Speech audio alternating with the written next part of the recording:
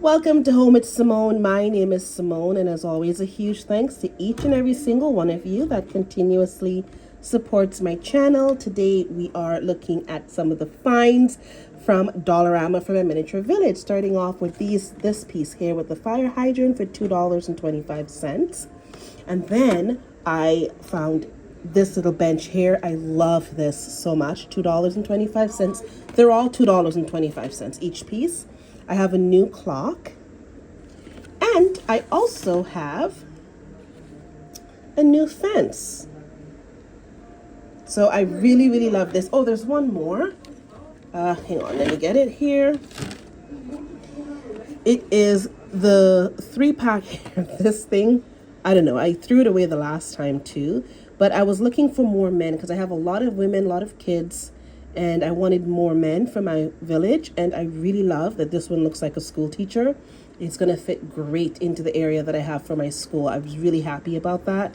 So 5 new additions. Well, it'll be more than 5 because this has 2 pieces I'm going to use and 1 I'm going to get rid of. But the star of the show, guys, I have been looking in, Walmart.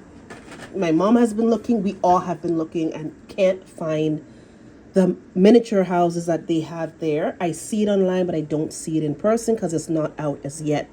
Went to Dollarama, and for $2.50, I found the following. So we have the candy shop, and these ones are actually made really well. I'm so happy that I was able to find them. They're going to fit the village wonderfully.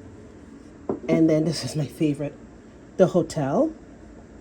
And this one is, my mom made a good point. It's a great corner piece because it is angled, like you can see the angle. So even if it went into a corner, you can see all parts of it. It's not like you're losing any part of it. We have the bakery.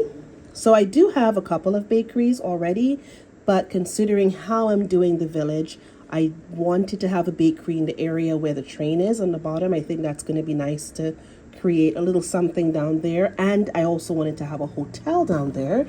So I'm happy that I have 2 choices of hotels. I have this one and also the red one, which I really feel I'm going to go for, only because the part with the train is so far below the shelf that I need something that's going to really stand out. And I think with this being red, it goes really well with the train.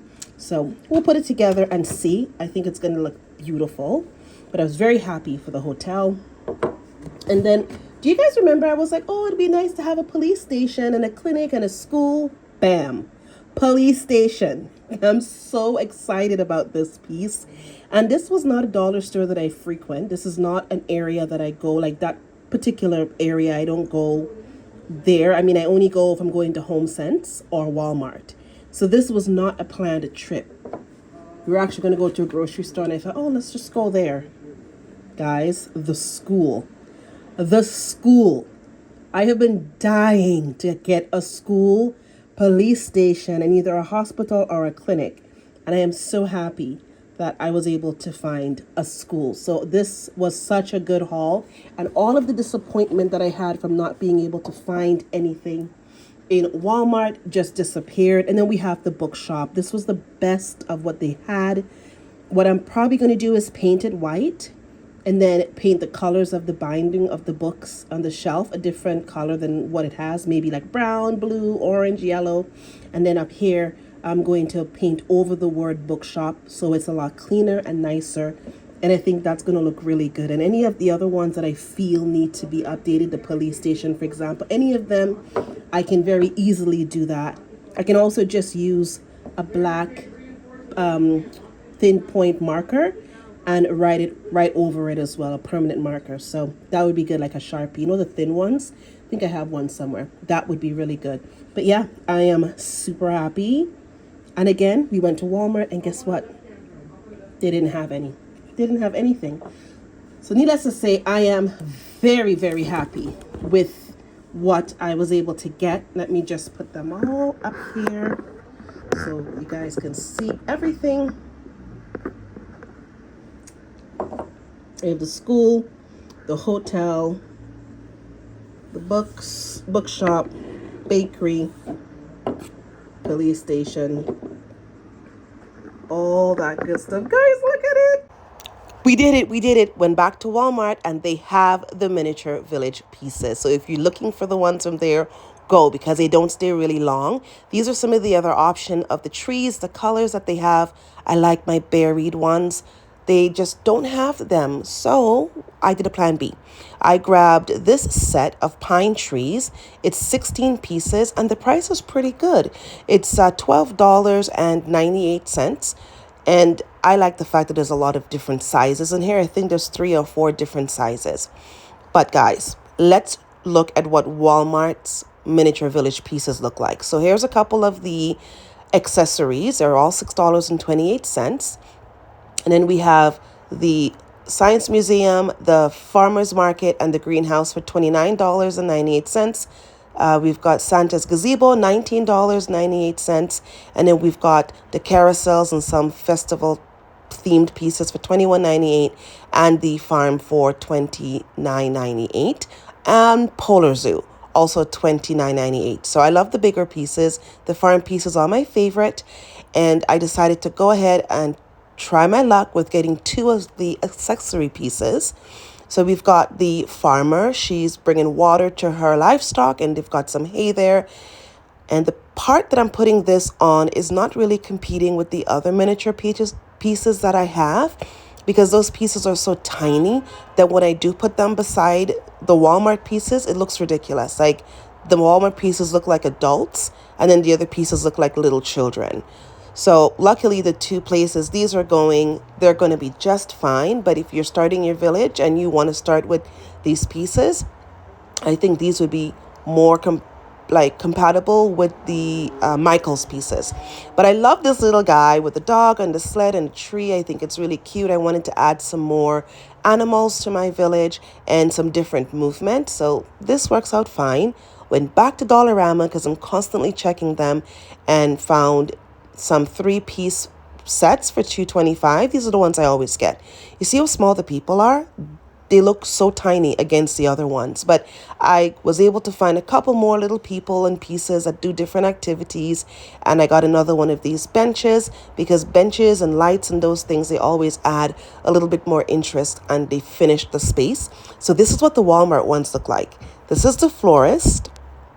Absolutely love it. Of course, it is a lot better quality than the Dollarama ones, but they still work well together. I've got the coffee shop. It's so cute, guys. I can't tell you the excitement. And yes, I kind of purchased the other pieces from Dollarama because I couldn't find these ones, but I'm happy I did because it worked out really, really great.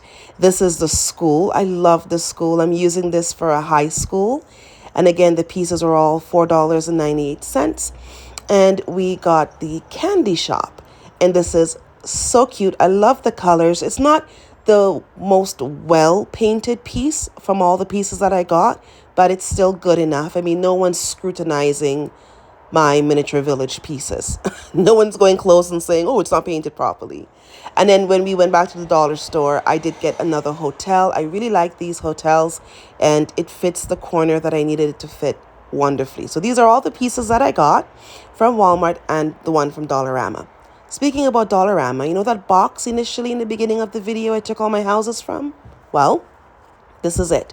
I am making a train, an area with a train, and I wanted to do a tunnel.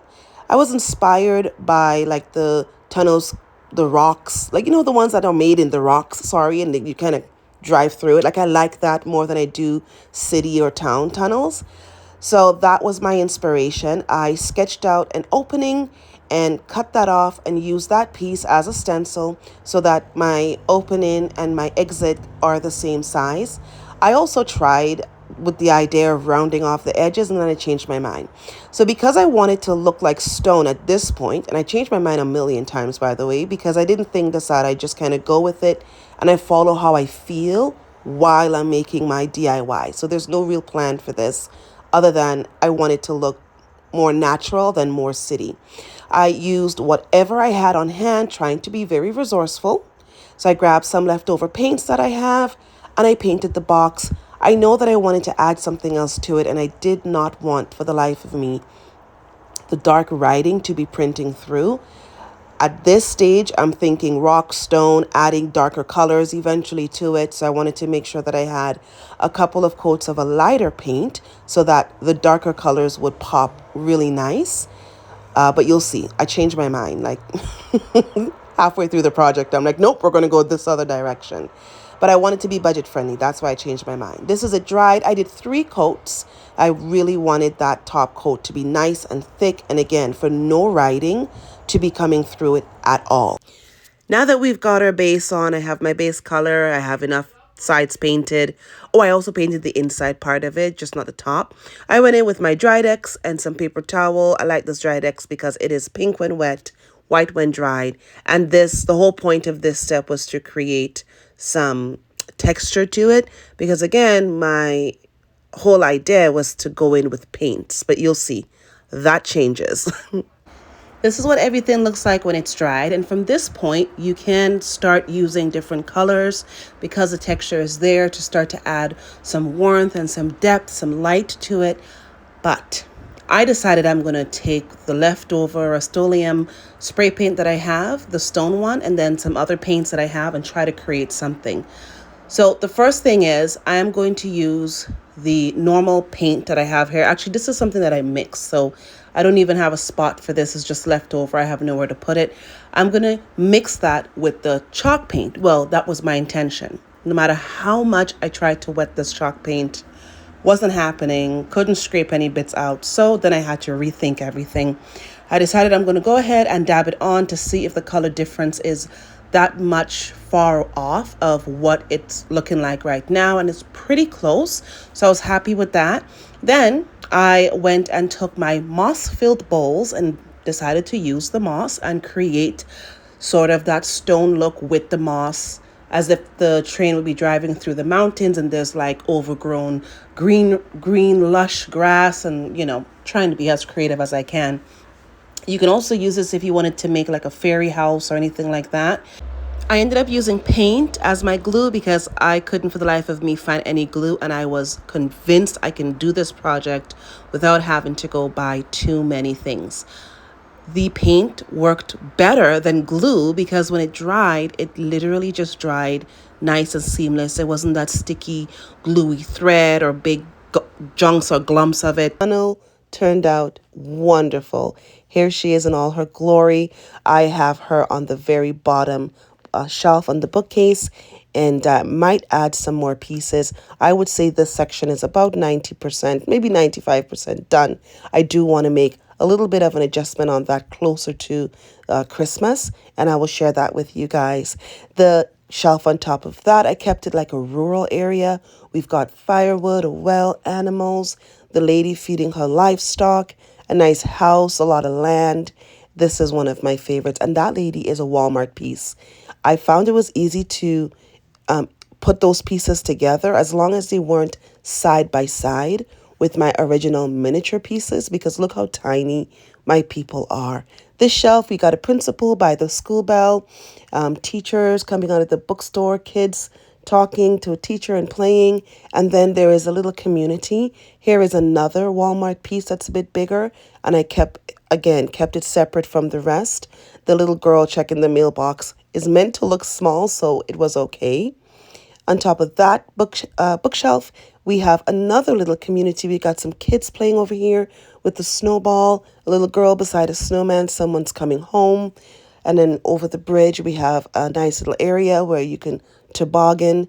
This reminded me a lot of Bowmanville. When we first came to Canada, we went to Bowmanville, and right in front of the complex was a little hill that you can toboggan down, and I used to love going down that. Same thing with right off our backyard. We had a pond, and we used to go out there and ice skate, all the kids in the complex. And so there are little hints of that throughout the village. This level here, we do have the ice skating rink, a bakery, police station on top of the stairs, a town clock, and then we have a candy shop, a coffee shop. We've got some people in front singing.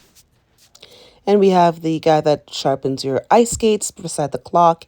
And I like the fact that I put right beside the skating rink a bakery as well. So you can warm up with something hot to drink and go back out and have fun on the pond.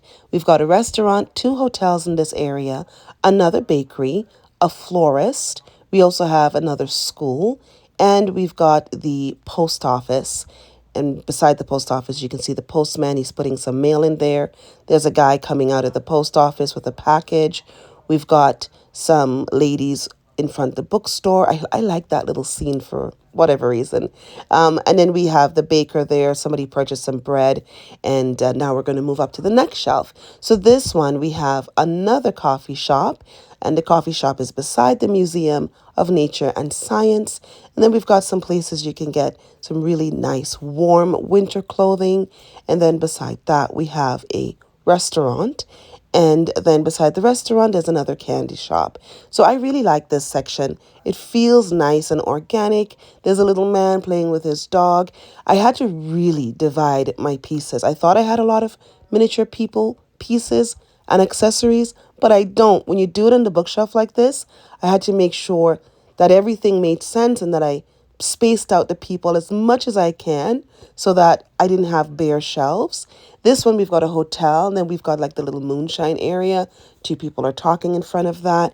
And then this little building here, I know the sign's upside down, but I got it for like 20 bucks. So I was really excited about that. I think I got it cheaper than that. It's in my previous video where I go through all the pieces. But that one, there's a restaurant on the bottom, and I kind of like a bread and breakfast combo is the vibe. This is what everything looks like all together. I'm going to go down slowly so you can get a better image of it. But guys, I love my little village. And you know the best part about this village is that it didn't cost me a lot of money.